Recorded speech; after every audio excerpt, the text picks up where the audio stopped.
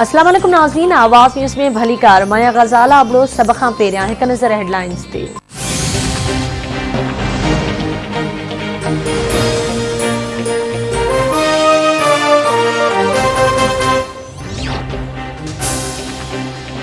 Army chief general Qamar Javed Bajwa जी सदारत हेठ corps commanders conference.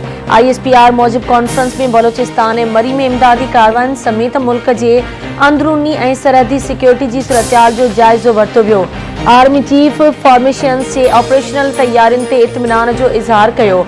Army chief पेश ईंदड़ चैलेंजिस खे मुंहुं ॾियण लाइ जंगी तरबियत जारी रखण ते ज़ोर भरियो ऐं बर्फ़बारी सबबि मुतासिर इलाइक़नि में इमदादी कारवायुनि जी वाखाण कई।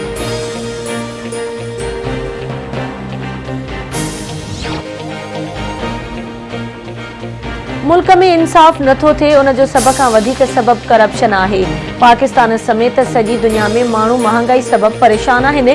पाकिस्तान अञा बि ॿियनि मुल्कनि जी भेट में सस्तो मुल्क आहे। कानून जी हुक्मरानी कायम करणु हिकु जिहाद आहे। ताक़तवर ऐं कमज़ोर लाइ धार धार कानून हुजण सां क़ौमूं तबाह थींदियूं आहिनि।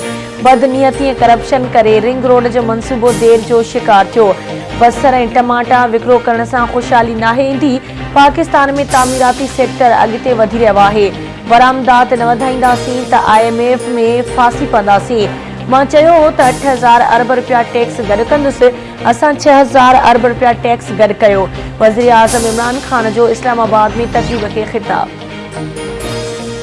वफ़ाक़ी हुकूमत अॻूणे वज़ीर आज़म नवाज़ शरीफ़ जे मामले ते संदसि भाउ अपोज़िशन लीडर शहबाज़ शरीफ़ ख़िलाफ़ अदालत में वञण जो ऐलान करे छॾियो। वफ़ाक़ी वज़ीर फवाद चौधरी जो चवणु आहे त नवाज़ शरीफ़ जी सिहत जो ड्रामो रचायो वियो, जेको दुरुस्त नाहे। काबीना नवाज़ शरीफ़ जे मामले ते शहबाज़ शरीफ़ ख़िलाफ़ लाहौर हाई कोर्ट सां राब्तो करण जो फ़ैसिलो कयो आहे। अदालत में इहा दरख़्वास्त कई वेंदी त शहबाज़ शरीफ़ नवाज़ शरीफ़ खे वापसि आणे ॿी सूरत में खेसि नाइल करार ॾिनो वञे। नवाज़ शरीफ़ 17 महीननि में को इलाज न करायो। हुन जेके रिपोर्ट सुम्हाणियूं आहिनि उहे पंजाब हुकूमत रद्द कयूं आहिनि। हुन जो ॿाहिरि वञणु इलाज लाइ न पर हिकु फ्रॉड हो। उन फ्रॉड में शहबाज़ शरीफ़ शरीक आहे।